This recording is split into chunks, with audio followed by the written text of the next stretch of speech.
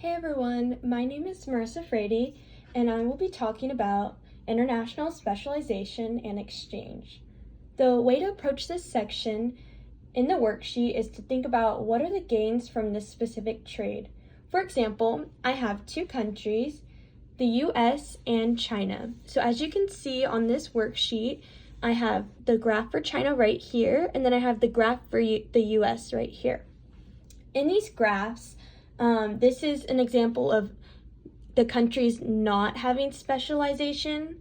So I will also show you what they look like with specialization so we can compare the two and see why it's better for both countries to have specialization.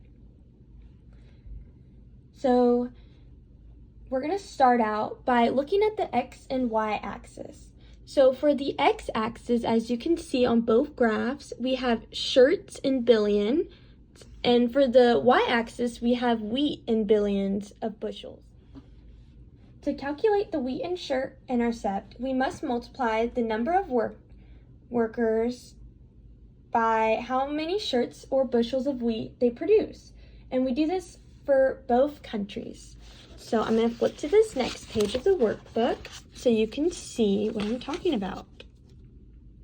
Okay, so here's the table where we're going to be looking at the opportunity cost of China making a shirt and a bushel of wheat, and then the US making a shirt and a bushel of wheat. So if you look at the numbers here, you can see that China has less of an opportunity cost of producing one shirt, while the US has less of an opportunity cost of producing one bushel of wheat.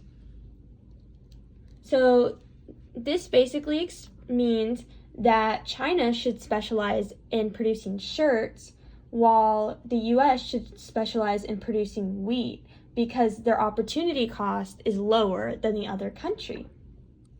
As you can see on this page, we have that with international specialization, the US can produce 30 billion bushels of wheat, while China can produce 20 billion shirts.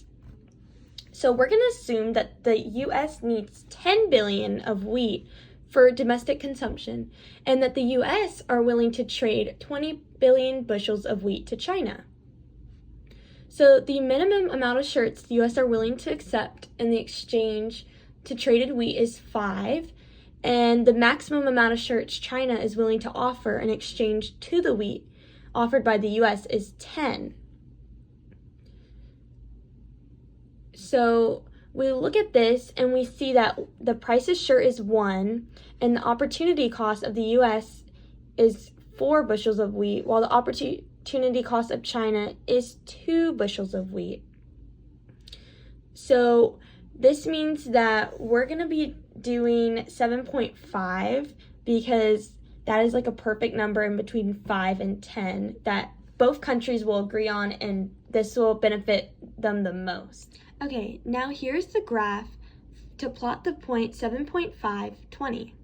So 7.5 represents the shirts because it's in the x-axis in billions, and 20 represents the bushels of wheat because it is in the y-axis. And so here's the point I plotted, and this is the point that both countries have specialization in. As you can see, this point is efficient but unattainable. It's outside of this graph. This is the original graph that we have, and here is what China produced without specialization, and here is what the US produces without specialization. As you can see, these points fall inside the graph, so these are attainable, but they are not efficient. However, after the specialization, we have a new efficient point, even if it's not unattainable. And this is better because it's better to be efficient than it is to be attainable.